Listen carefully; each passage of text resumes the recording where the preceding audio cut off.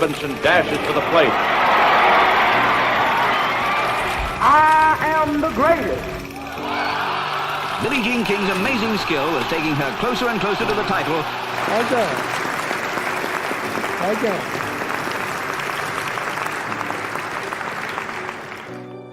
Sport has the power to change the world. Jesse Owens was the fastest human of his day, and he took both the 200 and 100-meter titles. It has the power to inspire. Historic moment as Jason Collins becomes the first openly gay athlete. It has the power to unite people in a way that little else does. It is more powerful than governments in breaking down racial barriers. This country stands for freedom, liberty, justice for all. And it's not happening for all right now. We use this so the whole world could see the poverty of the black man in America. Sport can create hope where once there was only despair. Stadium, J.J. Watt running onto the field with the flag of the state of Texas. Peace is the greatest weapon mankind has. And to know that in all communities without exception, there are good men and women who wanted to serve their communities in regard to the peaceful resolution of their problems. And it is absolutely essential for the leaders of the community and the world to create an atmosphere where those good men and women can show their maximum ability in trying to resolve problems in a peaceful manner. Sport has the power to change the world. And welcome to another edition of East LA Sports. And as we bring our sports cam here to the Conga Room in Los Angeles, California, the LA Live segment of downtown Los Angeles. And the reason we're here is to celebrate the 100th birthday of Nelson Mandela. And this is the Laureus Summit. And the Laureus Summit brings together, on its first effort, brings together global sports and industry leaders for one day to discuss using sport to change the world. And as we know, that is a highly, highly famous quote taken from Nelson Mandela when he said, sport has the power to change the world. And here we are. We're going to find out a little bit more about what's happening here in Los Angeles, also with the Laureus Foundation and all of the special guests that are going to be here today. So it's going to be a very, very good program we're going to bring to you today. It's coming again from LA Live, and East LA Sports Scene is here to cover it with our crew. We'll be back with our first guest on today's program. Don't go away. We'll be right back. And here we are now. Allison Felix, our first guest here on this huge day at the Laureus Summit, honoring the birthday of Nelson Mandela. And it's all about sports and industry and in general figures who are coming together to make a statement. Let's talk about your involvement today, Allison. Yeah, today I'm just excited to be inspired by Nelson Mandela and to believe in that same mission that sport has the power to change the world. And of course, Allison Felix, you have been such a tremendous inspiration to many, many people, not only in the United States, South LA, East LA, North, it doesn't matter, but beyond that in the world. And talk about how you become an ambassador or you're part of the Laureus Foundation as well. Yeah, well, I mean, sport has such an impact on my life, and it has really changed it. So any opportunity that I get to give back and do meaningful work like Laureus is doing, it just really is a pleasure for me. And again, the inspirational, and again, the motivational, and the helping, the caring for others, those that are underprivileged, impoverished. Nelson Mandela always fought for that, and sport continues to be that thread. And when it's well done, people can really accomplish many things. And your thoughts about, again, not only the Laureus, but the Olympic Committee, your involvement as a volunteer in your own community. Talk about how that also focuses you in working with kids. Yeah, I mean, I'm impressed by the work that Laureus is doing, and especially here in Los Angeles. I was born and raised in this community, and so it is just so meaningful for me to be involved in organizations who are willing to come in and be hands-on and really get involved with the community, because I know how much of a difference it can make. And again, USC, of course, and your tremendous track and field career there. And then we go to the Olympics. And talk about, if you can, in so many words, just the spirit of your accomplishment, what it's meant to you and your family, and of course your fans and followers. Oh, I mean, it's a dream come true. I never could have imagined that I would have this sort of career. I never had those aspirations, but it's funny, the places that life takes you, and I feel just so blessed to have traveled the world, getting to do what I love. And now it's really fun to still be able to do that, but also have opportunities to give back and to pour into people's lives, especially my own community here in Los Angeles. And today we're just now getting notification that the summit is about to start. Tell us, Allison, how you will fit in and what your role today will be.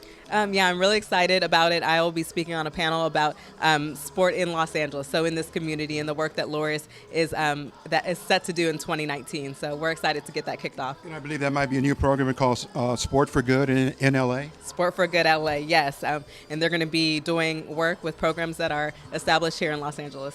And Allison, now we can't say it's an off season, or we don't know your routine now, what you're in preparation for. But as they say, your training never stops. It never stops. Yeah, it's kind of a down year this year, but we're getting ready for World Championships next year, and hopefully I would love to make a fifth and final Olympic team, so hopefully Tokyo is on the horizon. And last word to those that are watching us here in East LA Sports Scene, because we come from a community here where sports is also an opportunity to move forward, whether through education, scholarship, or just being able to find a job in the nonprofit area. But those that are watching now have a keen eye on how you're doing it. Your advice back to them? Just to find what they're passionate about, whether it is on the athletic side or it's behind the scenes, agents, or like you said, there's so many jobs in sports, and even just being involved in sports teaches you so many lessons that you can apply to all aspects of life. So I just hope that our community, gets involved and stays involved. Last question on the man himself and his memory now, Nelson Mandela. Was there any opportunity to maybe have met him, be in the same area or vicinity with him at any point, but knowing that you've read about him, studied about him, and seen him, he continues to inspire? Yeah, I didn't have the pleasure, but that inspiration lives on, and yes, we'll just continue to try to bring out his message and all over the world. Allison Felix, we thank you for starting things off with us here in East LA Sports My Scene. pleasure. Okay. And that will do our first interview here. Allison Felix, we thank her for spending some time here just to have a first opportunity to meet and greet you and wish you all the best and more success as you continue on. Thank you. Okay. We'll be back with more interviews here at the Laureus Summit, coming to you from the Conga Room in LA Live. Don't go away, more coming. And speaking with Edwin Moses, a huge day today. I want to say happy Mandela's birthday to him, to you, to all those celebrating here at the Laureus Summit. Big occasion. Your thoughts, Mr. Moses, and I'm going to address you as Mr. Moses, if that's okay. Yeah, that's fine. Your connection, you're board chairman here for the Laureus Summit Foundation. Talk about today's event. Well, this is an event we've been thinking about for quite some time, and it's taken us 11 years to really get to this point, to have the staffing to put it on. And under the leadership of Benita Fitzgerald-Mosley, we've been able to do it. But we always wanted to show leadership in the area of sports development, not only to fund projects, but we wanted to show leadership in areas. And of course, we celebrate with the entire world, those that were followers and believers in Nelson Mandela and his philosophy on life. This is a very important moment because sport has been very, very important to all of us at some point in our lives. Your thoughts on the power to change the world through sport?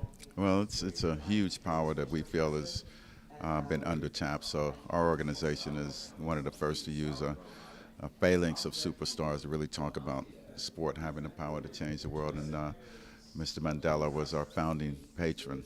And his mantra that sport has the power to change the world is something that came from Laureus, and it was originated with Laureus. So we're just proud to do something on the 100th birthday.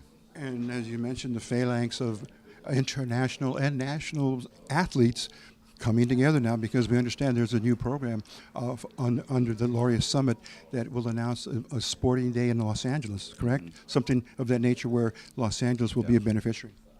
We have what we call model cities. We have one in New Orleans, which was the first, now Atlanta, now New York, and then Chicago, and then LA. So we're in the big 5 cities in the country, and what we do is we act as a magnet for the community and help fund the community. And then we also work with the organizations in marketing, fundraising, leadership, not only with the kids that they work with, but also with the leadership. So we tend to be a developer of foundations. And will that program be launched very soon here in Los Angeles? It's imminent. I'm not sure. I'll have to check with Benita on the exact day. But yeah, we're going to go for it. And of course, there are other affiliates here like LA 84. There's also working very close with the Laureus and one of the co-sponsors. But speaking of ESPN as well, very involved now through the corporate. Yeah, we've got a very good relationship with them. They've made it possible for us to do a lot of what we're doing here, so we really appreciate their work. And Mr. Moses, of course, one of the most famous Olympians in our records, in our history here for the United States of America. Your thoughts on the Olympians of today versus the Olympians of your era? Well, it's hard to compare. You can't really compare them. You can't compare us, my generation, with even going back to the Carlos and Smiths, and you can't compare them to the Harrison Dillers or the Jesse Owens. So, it's just a different day. But it's still the one common thread and denominator representing our country, the United States of America. Right, that's right. Any final comments, Mr. Moses, before we break? No, I'm just glad to be here and be a part of it and see the organization, my organization, branch out and really do what we ought to be doing. Well, we want to wish you the best. Okay. Continue to thrive and be successful and inspire. Okay. As Mr. Mandela has done. Thank you. Okay. Mr. Edwin Moses, one of the all-time Olympians here for our country, and we just spoke with him. He is the board chairman here for the Laureus Foundation. We'll be back with another interview in just a moment. And here we are, an ambassador for the Laureus Foundation and today's summit. Chris Paul, glad to have you back. Good to see you again, my friend. Yeah, nice to be here. Let's talk about today's event. It's the 100th birthday of Mr. Nelson Mandela, and now everyone is hearkening to his words. Sport can change the world. Your thoughts on today's summit, the first summit here for Laureus Summit Foundation and presented by ESPN. It's an absolute honor and privilege to be here. The Laureus Foundation has been amazing. I'm so grateful to be an ambassador. They've done so much for me and my foundation, and who better to discuss today than Nelson Mandela, with it being his 100th birthday. Everything that he stood for, sport has the ability to change the world. It's the truth, and we get an opportunity to see it day in and day out.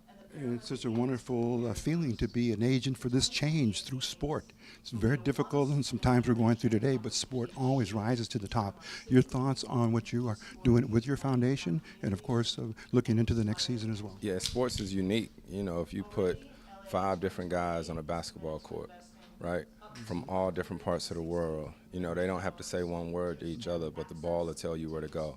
And I think that's what makes, sports and athletes what it is, because it has no language, it has no barriers, and that's why we got to continue to get our kids out, get them active, and get them engaged. And again, Agents for Change, it's very infectious because we need sport. It's part of our life, and you continue to do very good things for your foundation. Talk about the most recent, the most, as we say, the current project that you're working on. Yeah, the different things that we've been working on.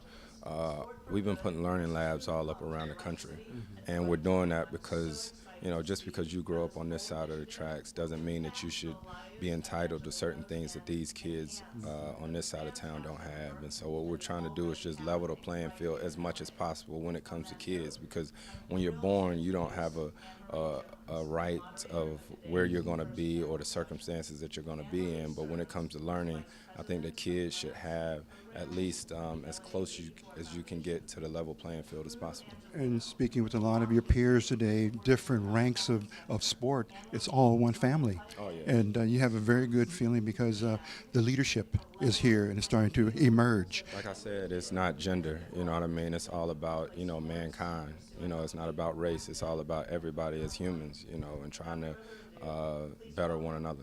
And your most vivid memory, if we can ask, of Nelson Mandela, possibly being in the same area at some time during his life after he returned home, but anything that really attracts you to keep his word going. Yeah, so for me, I had an opportunity to visit Johannesburg, South Africa a couple years ago.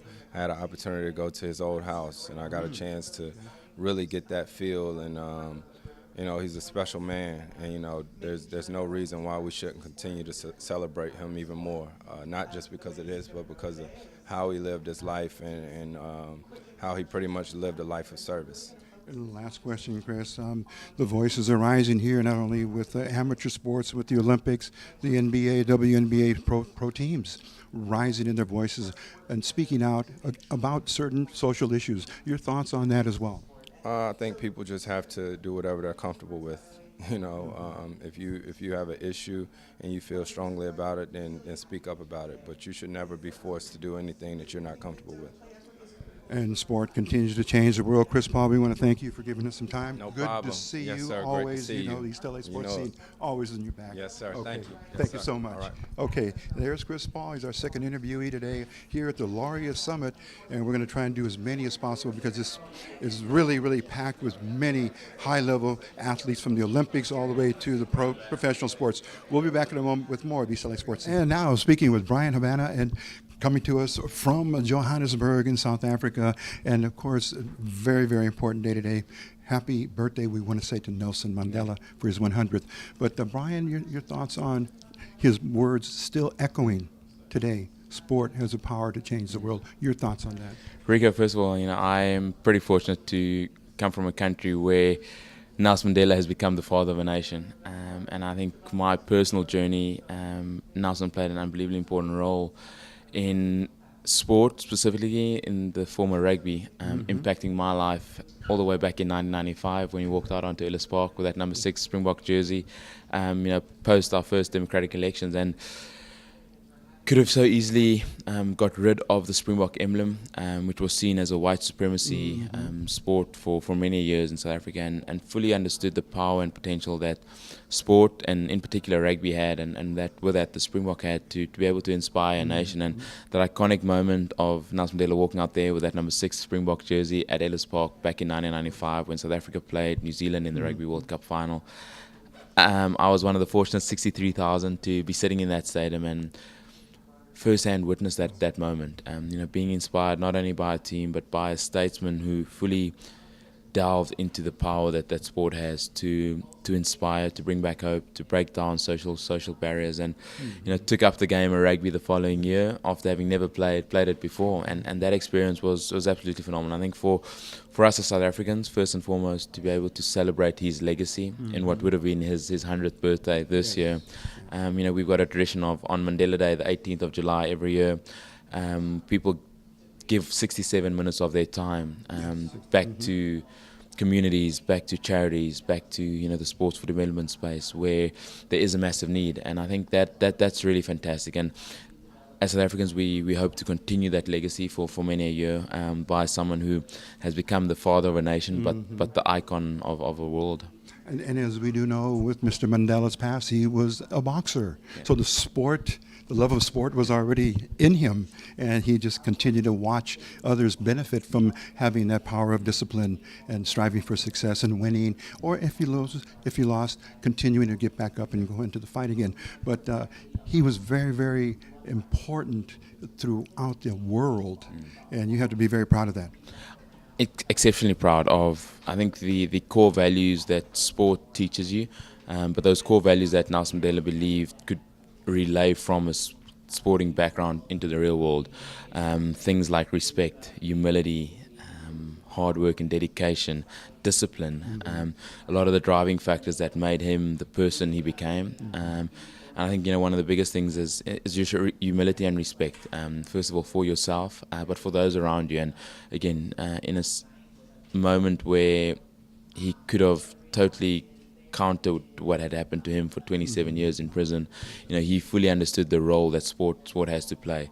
Having a bit of a sporting background himself, those values were pretty instilled in what he had to do. So, as South Africans, we're immensely proud and privileged to know that we can call Nelson Mandela our own, and hopefully the legacy that he left behind is something that we'll pick up with both hands and continue forward, because it's a legacy that, will definitely change the world if we do it right. And two things very quickly, bringing us up to this very moment here at the Laureus Summit, the first ever. Your role today. I've been a Laureus ambassador for almost 5 or 6 years now, and I think to be able to see what Laureus are doing in the sports for good, sports for development space is immensely impactful. And I think as sports celebrities or sporting professionals, we're really privileged to be a part of an organization that gives back in so many ways in so many different areas globally. And again, Laureus Summit in collaboration with many sporting organizations that want to just do good and bring people together and give back in a way that not many does. Mm-hmm. And just bringing it now to you as an athlete, professional athlete. Talk just briefly about what you're doing now and a little bit about your past. As a professional athlete, I am now recently retired. I was fortunate enough to play the game of rugby for just on 16 years, 124 test caps for my country, and I've been pretty fortunate through the highs and the lows to be able to grow not only as a sportsman but as a person. And those values I spoke about earlier that rugby specifically instills, of teamwork, dedication, discipline, humility, respect, is really fantastic. And the transition period is not always easy, but I'm grateful that I've been able to create a network and people around me where I'm going to take a bit of time off, reflecting on what my career actually was, and hopefully making some wise decisions into what's to come, and within that possibly do some philanthropic work with my own foundation back in South Africa and London, but also trying to get with Laureus and getting around to the activities in South Africa and globally. Okay, last question. The 67 minutes has been counting in your hometown and in your home country. Any idea that you can tell us about what might be a very big attraction that's going on there now? There are so many, to be brutally honest. The 67 minutes for Nelson Mandela Day, there are so many organizations across South Africa, giving back in various ways. And it's obviously winter back in South Africa at the moment. So, getting a clothing drive, a blanket drive to get out to the homeless, where a big need for being able to be warm. I work with an organization called Food Forward SA that collect food parcels, and I think they have a target of collecting 1 million food parcels on Nelson Mandela Day, which they collect and then distribute to to the underprivileged communities within South Africa. Giving back your time, going to old age homes, going to centres of disaster in terms of rape and child abuse, sexual harassment. So there's just so many different opportunities, and so many people actually putting their hand up in South Africa today, which is on social media been fantastic to see, being not being in the country. But like I say, we as South Africans, we really love the opportunity to give back. And again, when you have the legacy of Nelson Mandela to carry on going forward, it's fully worthwhile to be able to do something and give back in a way that you probably normally wouldn't. Brian Havana, thank you for giving us your time today. Enrique, thank you very much. We want to say happy birthday to Mr. Mandela again. Thank you very much. Much appreciated. And we'll see you out throughout the course of the day. Thank you very much. Thank you very much. Okay, Brian Havana, we thank him. We're going to continue on now with interviews here at the Laureus Summit, coming to you from LA Live and presented by ESPN. We'll be back in a moment. And speaking with Sean Fitzpatrick, the chairman of the Laureus Academy. And Sean, welcome to Los Angeles for the summit. Yeah, it's nice to be here. We sort of pass through here a lot. I live in London and from New Zealand, so this is en route. This is our 12-hour stop off before we head on down to New Zealand. So, and New Zealand, of course, is the big, as they would say, the hotbed of the sport that you're very, very connected to. Yeah, very much so. Yeah, it's going very, very strong all over the world. Yeah, we have we have a good culture, a good belief in ourselves. We have a good legacy about the jersey, and it's not about the money. It's about playing for the All Blacks, which is really important. And a little country sitting on the edge of the world, we do quite well. And today you're here to support the Laureus Foundation, not only in New Zealand, but coming together and learning from more leaders that are here today to gather. Yeah, I think these are the people at the coalface. I love coming to the summits because the 64 Academy members, we sort of fly the flag, but these are the guys that actually do the work, and some of the stuff they're doing in the communities is absolutely phenomenal. And we had a great experience yesterday with the Heart of Los Angeles and Hula.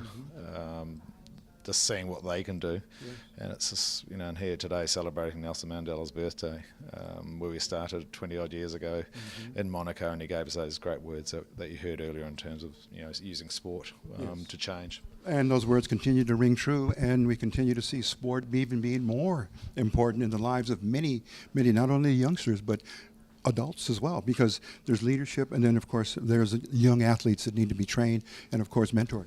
Yeah, very much so. You've sort of covered it all. Actually, you've actually answered the question for me.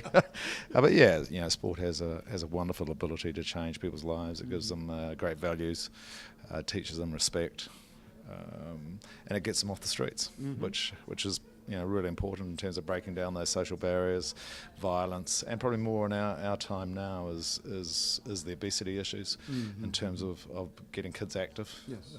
The iPads and the iPhones and all that is the new smoking.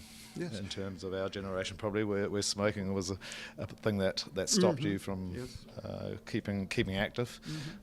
So we need to keep the kids active, and just what we saw yesterday was just a classic example of teaching kids that they don't need to play rugby. They can play any sport, just as long as they're doing something together and learning. And tell us about the Academy, of course, the chairman of your own, therefore the Laureus Foundation. Talk about the work you do in New Zealand. Would it be in Auckland or Christchurch? Or? Well, I actually live in the UK. Okay. So we are in 35 countries. We've got 130 projects globally. So we don't have any of our own projects. Okay. So all these people here today have got and they've seeked funding through us, and if they comply with what we are looking for, we support them. So. We actually haven't got a project in New Zealand. We're in Australia, so so it's one of my jobs is to find the right project, and social change and issues in New Zealand is prevalent. So we're not any different than a lot of countries around the world. Okay. Your thoughts on, again, being here at the summit, meeting new people, making new connections. It's a networking environment, it's got to be a very, very good takeaway. Yeah, very much so. Rugby's a lovely way to get into different areas, and I never thought I'd come to a rugby project in Los Angeles, and the kids yesterday, most of them all of them actually had no idea who I was. They had no idea who Brian Habana was, but they saw sport as a way that we were lucky. We were given an opportunity, and that's all we're doing at Laureus really is by giving these children an opportunity really, and it's up to them to take the opportunity. But by having people that have been successful, so they can see that in their eyes. They don't need who they are to have a Tony Hawk or a Sugar Ray Leonard or whoever, is a great thing for them. Okay, Sean Fitzpatrick, we want to thank you. Thank you for giving us the opportunity to meet you and greet you, and of course wish you well and success in all that you do. Thank you very much. Okay, for the Laureus Foundation. Okay, that'll do it for this interview here. We've interviewed Brian Habana, followed by Sean Fitzpatrick, and we'll be back with more coming to you from the Laureus Summit, the first ever here presented by ESPN. We'll be back in a moment. And here we go now, speaking at the Laureus Foundation, the first ever summit presented by ESPN. And it's our privilege now and great honor to bring in Kevin Martinez, the Vice President of Corporate Citizenship for ESPN. Kevin, how are you today? I'm doing great. I am so excited. We just finished our Sports Humanitarian of the Year last night. We have the Laureus Summit today. We also have another summit with our leagues that's a closed door to try to make sure we're teaching, training, and learning so that this community can be better at corporate responsibility. And I also forgot to mention, of course, the 100th birthday in celebration of Mr. Nelson Mandela. The significance of that continues to ring out throughout the world. His words reverberate and echo and bring us back to some very, very good common sense that sports absolutely is a power. Sports for development, it has become... as I mentioned in there, it's the small engine that could, and then all of a sudden people see this train coming down the track because athletes and team and owner, the leagues, they're seeing that it's not a nice to do anymore. It is a thing that people believe in that actually moves the brand forward, that moves the customer closest to the seat. The experience, to understand what people's core beliefs are, ties them to teams. And, the leagues are just doing some incredible work here. And the brand, as you mentioned, continues to grow and also impact individuals from, I will say, infants and toddlers learning sports, and then all the way up, of course, to the players, and now you have the coaches and then the general managers of all these teams, and they in turn become mentors and try to bring a new direction through sport, because we're going to see in today's program rising voices from the athletes. Yep. Very important panel. Yes, so I think there's a couple things in what you just said there, which is last night we honored David Robinson, who was with the San Antonio Spurs. And, he's been out of basketball for a long time. But before he was a midshipman, before he went to the academy, he was built with this. And so he always had brought this sense of responsibility, particularly for youth. And then he created the Carver School. He has now every single student that has gone through the Carver School has gone to college. And now in San Antonio, he's gone to these disadvantaged communities, and he's making sure that Hispanics, specifically in the San Antonio region, are going to college. And his method is proven, and the program that has been created is phenomenal. The other piece is we also celebrated the Global Sports Mentoring Program. So women throughout the world that go in who don't have the same privileges we have in the United States, for other reasons, right? But there is not Title IX in Pakistan or even Great Britain. So how do you get women engaged to use the power of sports to inspire social change? That is happening in a way we've never seen before. And ESPN, of course, being very prominent in today's presentation, very huge, and it comes back also to your title as Vice President of Corporate Citizenship. Yes. A little bit about that. How can the public, our viewers at East LA Sports, know a little bit more about your what you do in your daily work? You bet. So, here's the basic rundown, is that our vision is to serve the sports fan anytime, anywhere. That's our mission at ESPN. Service is the highest calling, as we all know, right? So your commitment to service. And so we believe that our citizenship initiatives are innately built into our mission. And when I say service, I mean long-term sustainable commitment, right? Volunteerism is wonderful, but it's episodic. Service is your commitment, like military service, right? It's like it's in Greek, board service. And so what we're trying to do at ESPN is really establish connections with all the thought leaders across the United States who use sports development to be a catalyst to make sure that they have the opportunity to build their organizations, i.e. last night we launched a $100,000 grant to Safe Sport, to make sure that all organizations that use sport look out for the health and safety of youth athletes, right? Yes. And right now that's more critical than ever. And so that grant was to be able to make sure that all boards of directors, all leadership and nonprofits could take that training, but also the USOC, national governing bodies, et cetera, to make sure that we're doing that. At ESPN, the other piece of it is that we are a content-driven company, right? Yes. So if there are great stories out there, I want to know about them. I want to find them first and bring them to our producers so we can tell those stories. Yes. And there you said the word citizenship, of course, is very inclusive to be a member in that service to the community. And you are doing many, many outstanding things because we watch ESPN, of course, many, many hours over the week and the month. But there is the other side of the corporation, and you are very represented very well. Thank you so much. I have a great team.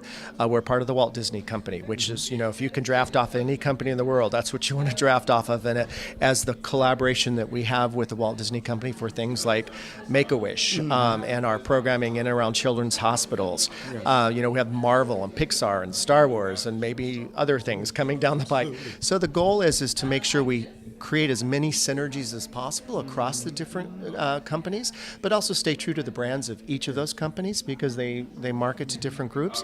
But for ESPN, again, to serve the sports fan anytime, anywhere. It's not necessarily the athlete, it's not the team, it's the sports fan. So there are so many sports fans out there. The Southeast Conference and the Pac-12, go University of Washington.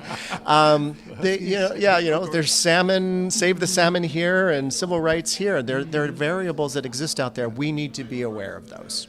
And the platform you offer is just now being used on a wider, broader basis, where that is now being open for the discussion. Yes.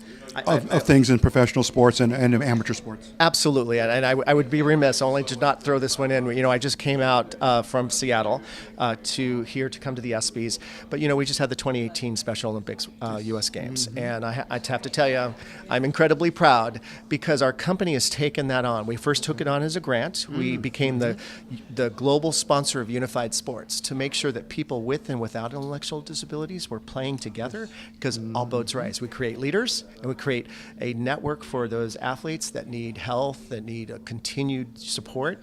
But the other piece of it is it created content, right? Yes. So we could tell these amazing, beautiful stories at ESPN, and we are the global broadcaster. So now we're going to be going, I leave here, we're going to light the torch for Special Olympics for the 50th anniversary in Chicago. Oh, wow. Yeah. Congratulations on that. And Special Olympics, of course, is very important to all of us.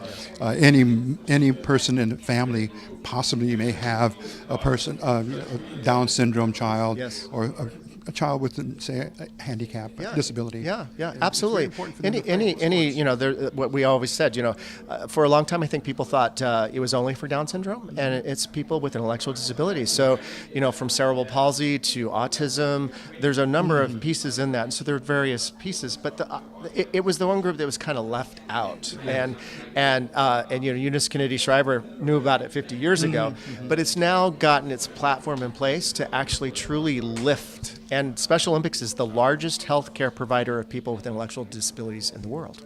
We'll keep our eye on that. But Kevin, one more final comment, if we can. Now that the summit is here, the first ever, plans for the second and third? Absolutely. Okay. I was back, Edwin, first of all, I'm an Olympic geek. Anybody who has an Olympic medal or has participated, I know that the amount of soul and training that they've given, I just have a whole different perspective of that. But to sit down with Edwin, I just told him, I said, you know, what can we do? What do we want to do? We're going to do, they just launched their LA market program for their, and I said, how can we helpful? We have this amazing facility here at LAPC, we call it, at ESPN, where our studios are here. How can we stay engaged? We have an amazing group of employees. Obviously, Walt Disney Company is here. So we're committed. We're in for the long haul. And we want to make sure that there's this opportunity to create this change. And the attendees today, I noticed that there's an outreach effort for them to come and do the chalkboard, give their opinion. Yes. Will you be involved in the review of all those things and talking with the participants here and how to plan for next year's? Absolutely. I told Benita, let me know, because my team is all in on this, and we're going to learn, right? Because we're working across many different functions of our business and many partners, but also our business itself. You know, the ESPYs itself is a huge vehicle, and how we integrate and take options for opportunity is in my team, and so we're going to always be looking to that, but always to be a good steward and collaborative. Kevin Martinez, wow, we've gone through a lot. We thank you for giving us this time here to meet and greet you here and present you to our audience in East LA and beyond. But this is a very, very important event. Again, we take a moment to recall and remember the memory of Nelson Mandela on his would have been his 100th birthday, and we got to keep the spirit of sport alive. Amen. That's the best way I can say it. He's a good man. He deserves an amen. Amen to that. And we're going to have to end our interview here with Kevin Martinez, but we're going to come back. We'll catch up to him in very, very soon fashion. So thanks for listening and watching this very, very important coverage here of the Laureus Foundation's first annual summit. We'll be back with our next interview in just a moment. This is East LA Sports Scene.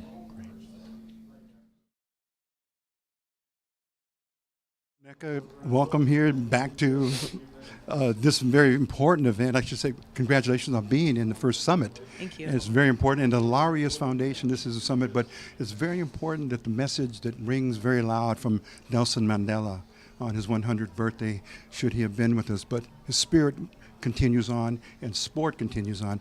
And your thoughts about the relevance of this moment, this time here, as sports takes on a bigger agenda? Huge. It's huge. I mean, if it's not in the conversation, it is the conversation. And I want to represent it well. For us to be able to honor Nelson Mandela is huge. I have direct African ties, so I can really relate to a lot of different things that he represented, especially in sports. You know, he really pioneered how sports can change the world and being part of the greater process, and I want to be able to contribute to that. And today, of course, the Sparks being part of the representation here, and we go back to Nelson Mandela's 67 minutes of actual work in the community. Have the Sparks decided to do anything with a certain outreach effort today? Well, I think a couple days ago we had an opportunity to be able to help construct a house for the youth in our community. Which was really nice. You know, we had some players go out there and some players make donations towards the construction of the home. it starts there. It starts, at the foundation and the framework of community endeavors. And so I'm glad that we were able to do that during ESPYs week, especially being home during ESPYs week for the Sparks. It's a big deal. And also to include now being part of the Laureus Foundation and this summit, you have become an ambassador of sport and of goodwill. Talk about how that feels for you. Great. I mean, to be an ambassador for something like this, it's huge. I just want to be able to clearly state and clearly represent with the voice of the WNBA, of the LA Sparks, of athletes, of women, towards empowerment and towards inclusiveness and towards change. And of course, the panel you'll be a member of today, the Rising Voices. And of course, we tie into that more female leadership. It's going to be a very, very good and important panel for us to hear what the thoughts will be from not only you as the presenter, but from the audience. Yes, absolutely. I look forward to being able to speak and bring conversational matters to a forefront as far as activism, socialism, and athletes in sports come together. And speaking now of the WNBA, the NBA, rising voices galore, and they're coming up. The platform has really, really become very strong. Talk about how both WNBA and NBA players are having cohesion. Yeah, I think right now, as the president, I want to be able to forge a relationship between both unions and, players as well. It's important for us to have a collaborative relationship, and I think we find ourselves beginning conversations and familiarizing ourselves with each other and kind of creating that common bond. We're both doing the same thing out here, so we want the same things of each other and for each other. And we've seen that here today in person when Chris Paul, your colleague and counterpart for the men's representing the union, very important. So both here today. Were you able to speak to Chris about being here as a representative? Not yet, no. Okay. I'm going to see him though. But it says a lot, both leaders here. Yes, absolutely. And lastly, the Sparks, ready to go again. More work to come? Yep, more work to come. I'm going to practice straight after this. Neko Gwumake, we thank you very much for your time. Thank you. All right. Speaking with John Carlos, and now with Reverence Dr. John Carlos, with your title, John, speaking here at the summit, the Laureus First Summit. Your thoughts on this global networking day?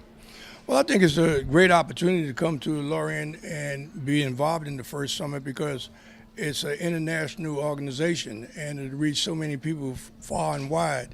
To be able to express things that would be able to transfer throughout society is a must. It's a great opportunity. If anyone has an opportunity to be involved in the Laureus program, they need to take that chance and jump in the pool. And speaking about the Laureus Foundation and what it means, we take moments right now to celebrate and co-celebrate the birthday of Nelson Mandela. That's absolutely right. It's a huge day. Your thoughts on also celebrating this? Well, I think about Nelson Mandela. I was in South Africa in 1976, I believe it was, and I tried to get in to see Nelson, and they ran me ragged. I guess they knew my history and didn't want me to make the association. So I met a lot of other people, but I was impressed when Nelson came out of jail, and the first thing he did when he came out of jail was throw that fist up to the sky, and I felt it was a personal message to me to let me know that he knew I was there trying to get in to see him. And now come 49 years and a half, almost 50 in October 16th, from the day in Mexico City, the iconic moment, the historic moment when you and Tommy Smith elevated the social moment at that time. I take it one step higher. I say it was a divine moment. Thank you. That day was a day that I probably was waiting on all my life. I think I was born June 5th, 1945, to be in Mexico City, October 16th, 1968, to make that statement. And I say that based on the fact that when I was a young kid, I had that vision. And then from that vision, I had an opportunity to meet Malcolm X at a very young age and told him that I would like to walk with him from one location to the next, just merely to ask questions. I have voids in my mind, and I'm looking for answers. And he was very kind and let me walk with him, and I learned a lot from him. I had an opportunity to meet Dr. King shortly before he died.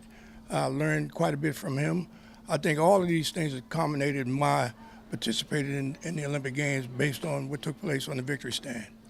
And John, now here it is, a very, very important panel you just sat on. And just to reflect back on the times then and move it right up to the moment where now today's athletes are no longer silent. The voice has risen and it continues to rise.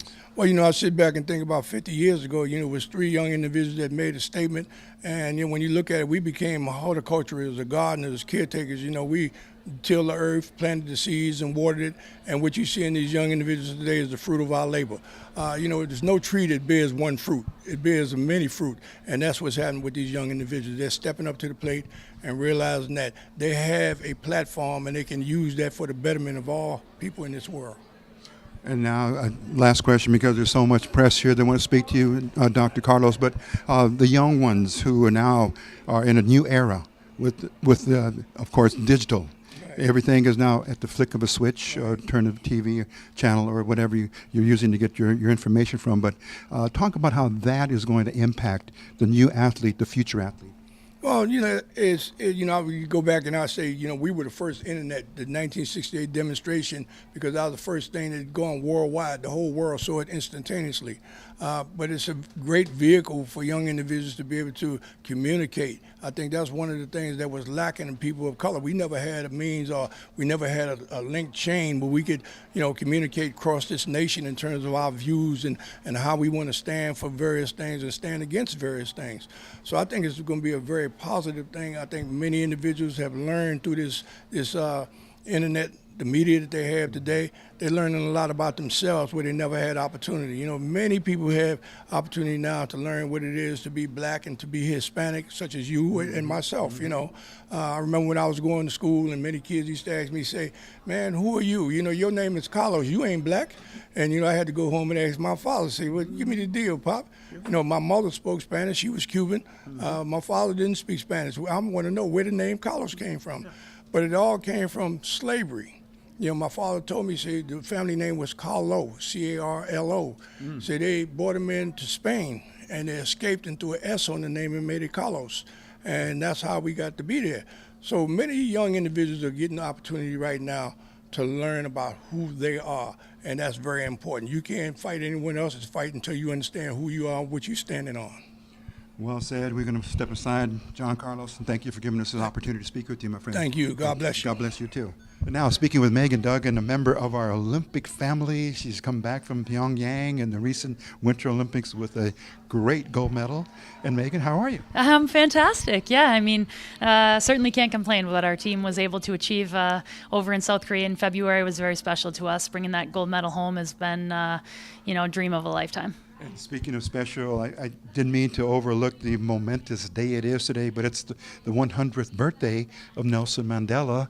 And because of his quote on the power of sports to change the world, we're all here. Absolutely, absolutely. This is a fantastic event that is put on, and obviously in his honor. And it's so exciting to be here. I believe in sports so much. I believe in what they do, for the world, for our country, for communities, for young kids, for everyone. And it's so great to be part of an event that celebrates all that. And this is now in the forefront on the minds of many people in the global sports community, because this is the first historic summit of the Laureus Foundation, doing this to bring the thought leaders of sport and bring them all together and at least begin more dialogue. Yeah, incredibly historic. The panel I just sat on, 3 powerful women that spoke before me, and just talking about how they use sports and how they are in their communities doing great work and inspiring young kids, making change and fighting social injustices, everything like that. So to have powerful minds like that and activists and everyone in the same room using sport as that platform is just it's incredible. And a list of headliners of individuals who are just really doing outstanding things or have done outstanding things. We have former Olympians here, former World Cup players and rugby players, and this has to be a very good environment just to kind of let your defenses down and begin to network. Yeah, absolutely. Talk to people. Yeah, absolutely. You said it. It's an A-list group out there.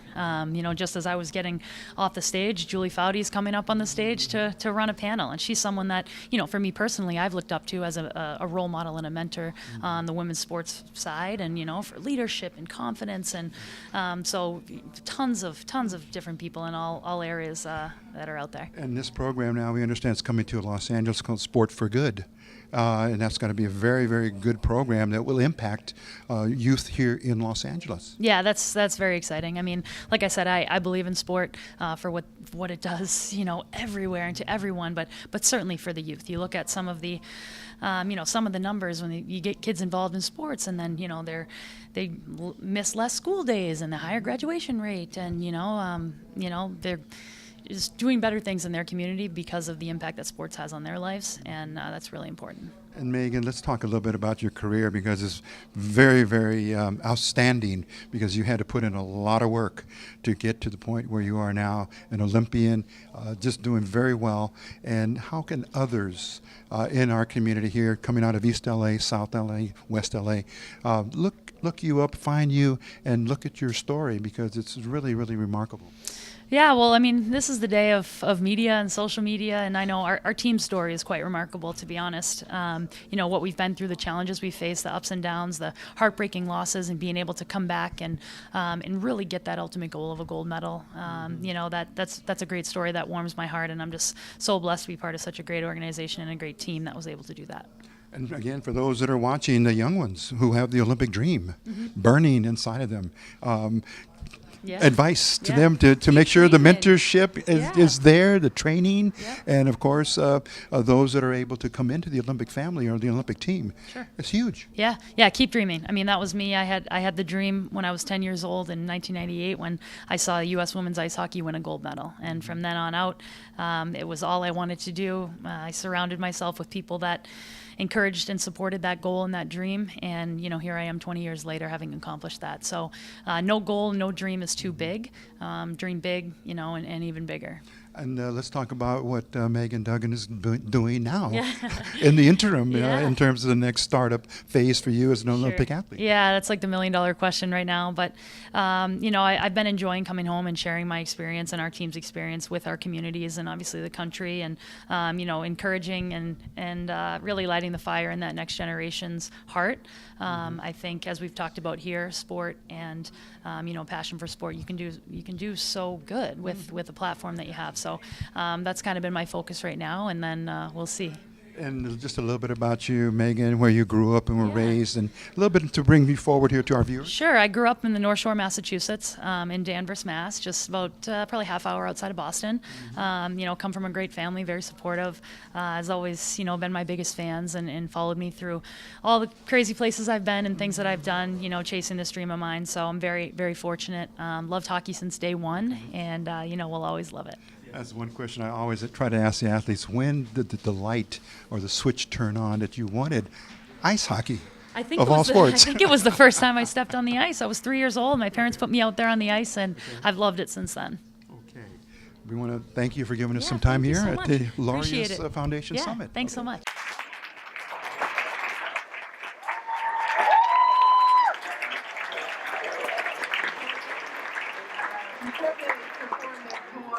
That was co-written under the leadership and guidance of their writing coach, Erica Wilson. I wanted to ask you a question or two. I want you to tell me a little bit about what you're going to share with us today and your experience with America Scores. First, thank you for having us. And we wrote this poem, which is called So How to Be a Kid, and we wrote it in April for the Poetry Slam. Oh, my goodness. Congratulations. With it, we won the LA Score Slam and the West Coast Slam. All right, take it away. So How to Be a Kid. Sit down. Stop that. Put that down. Pick that up. Be quiet. Speak up. Pipe down. It's so hard being a kid. Have you ever thought about it? Always having to be told what to do. What all you want to do is be you. My parents think that being a kid is so easy. That being this age is easy peasy. Well, let me tell you something that just may shock you. Let me fill you in on a thing or two. First, you're always being told what to do. Take out the trash. Put on your shoes. Get off that. Put that back on the ground. Stop living like that before you fall down. Oh, I know. You see that your life in adult is so hard. But have you ever had to decide where to play on the yard? Geez, it's a mess of constant stress. Of trying to remember all of your rules and still be your best. At Fortnite, how can I continue to play? When teachers give you piles of homework due the next day. And watching my little sibling, have you ever tried that? I haven't used your time trying to baptize a cat. Don't say your life as an adult is hard. Don't even try it. You'll say something like, it's something bills. Nope, I don't buy it. You try making tough decisions without being asked. Like, well, to just nasty veggies with a dog in the trash. All I'm saying is that sometimes being a kid can be hard. It can be really bad when your parents start yelling at you all because they're mad about giving you chores like doing dishes and you take it. Why would you give me something like that when you know that I'll break it? All I'm saying is that sometimes being a kid can be rough. You try being a kid and you'll see that it's tough.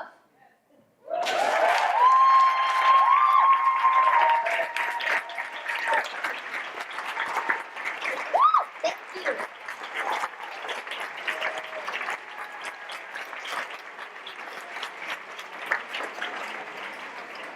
My goodness, amazing job. Jesus and Jaden, awesome. So,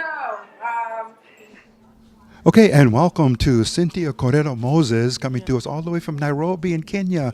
Welcome to the summit, Cynthia. Thank you so much. Your thoughts so far? This is a very momentous day, very, very important day around the world for those that followed Mr. Nelson Mandela and his Mandela Day. Today, 67 minutes of work in the community, but you're here and part of the summit. Talk about the experience thus far.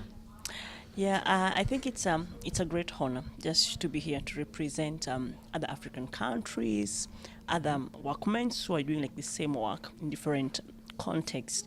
That it's paying and it's really giving evidence that the sports that we are using is really an entry point. Mm-hmm. It's really driving the change that you want. It's really creating inclusiveness whereby people are getting platform to speak issues affecting them.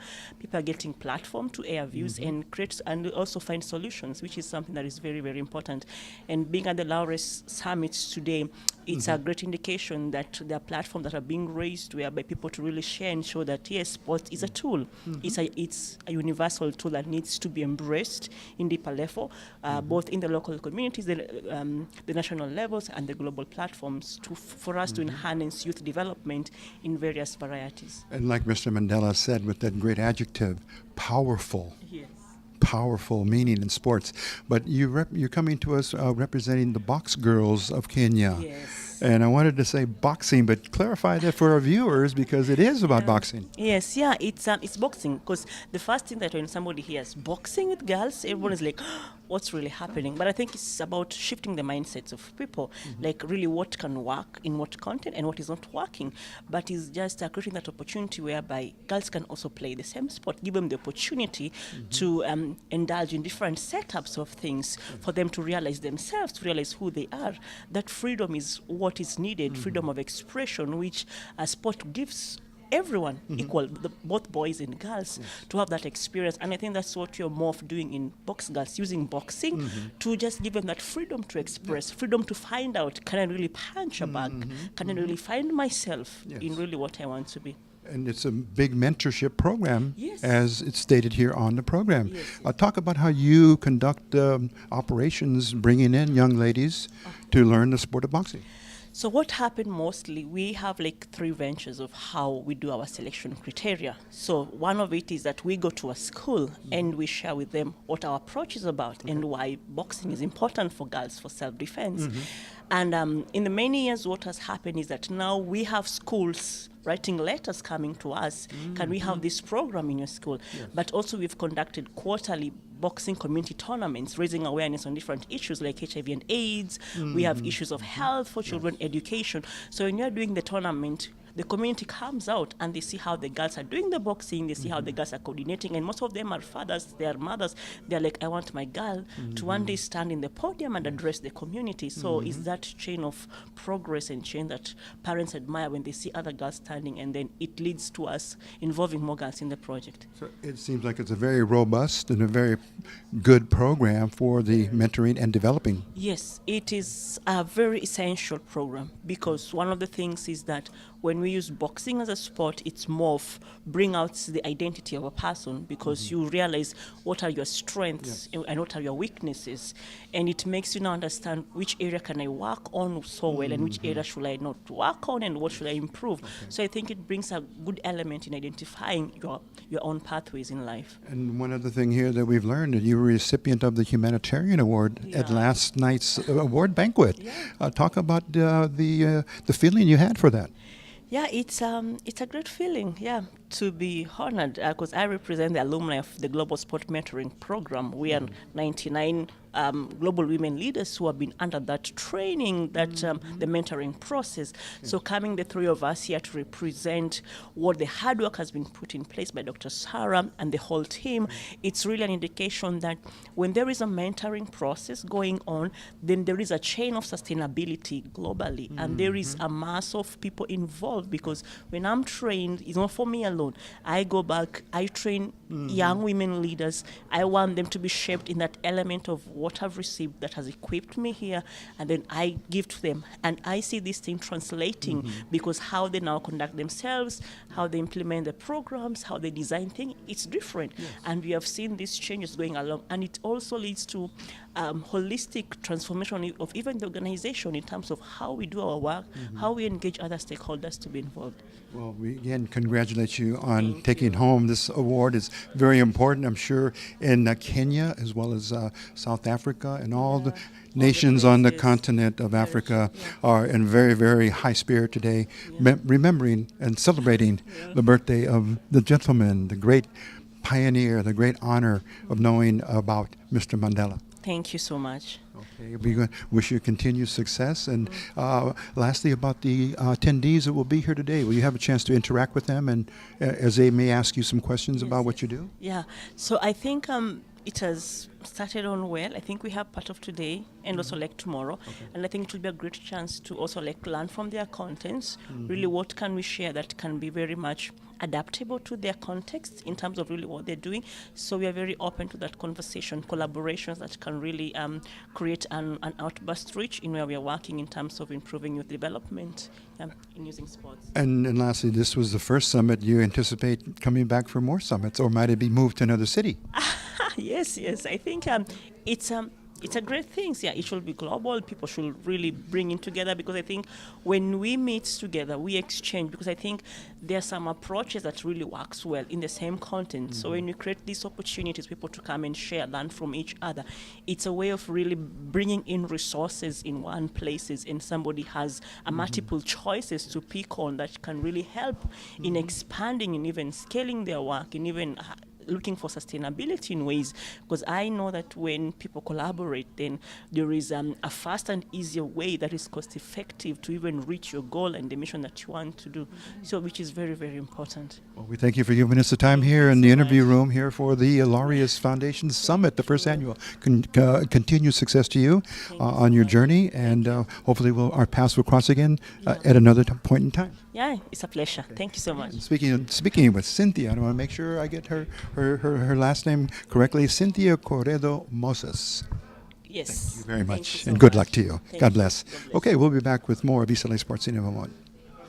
Okay, speaking now with Benita Fitzgerald Mosey, the CEO of the Laureus Foundation, and even more importantly for today, our guide as MC of the program. What a great summit thus far. Let's talk about the importance of today. Nelson Mandela's would have been his 100th birthday, and the significance and the power of his words ring out to this very moment. Absolutely. You know, he said at the very first Laureus World Sports Awards, sport has the power to change the world. And, you know, we feel like we want to do that one organization, one child, one convening at a time, where we're able to serve as a catalyst for change in communities and using sport as a tool to do that. And of course, the platform continues to grow. We just spoke with Dr. John Carlos in that historic moment in 1968, and we talked about the athletes. Now, in this present day, with, of course, the internet, digital, everything has changed, but it's changing for the better as we make more progress in sport and bring the lives of our children and our families up to a very, very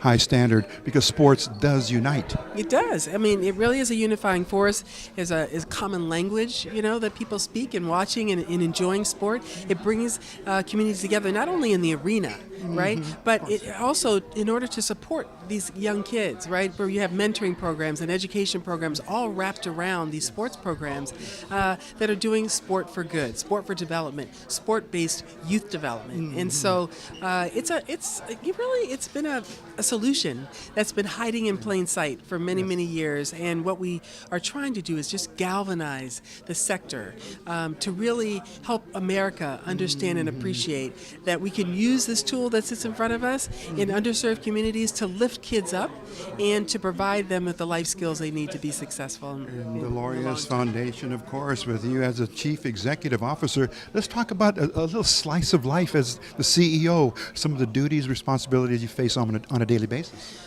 Well, I mean, I think I found myself being the vision setter for the organization, and this conference, this gathering, this convening that we're calling the Laureus Summit, and very thankful that ESPN has been our sponsor and a presenting sponsor and allowed us to do this in this great week of the ESPYs and the humanitarian awards. It was a vision we had 2.5 years ago, and it took a while for it to come to fruition. I'm patient though. I'm an athlete. I'm a hurdler. Yes, won a gold medal right here in Los Angeles. 30-something years ago in '84. And, we just got to be patient. You got to put one step at a time. You got to, tackle one hurdle at a time. And here we are. We're just having an amazing time. But the best thing is who's in the room.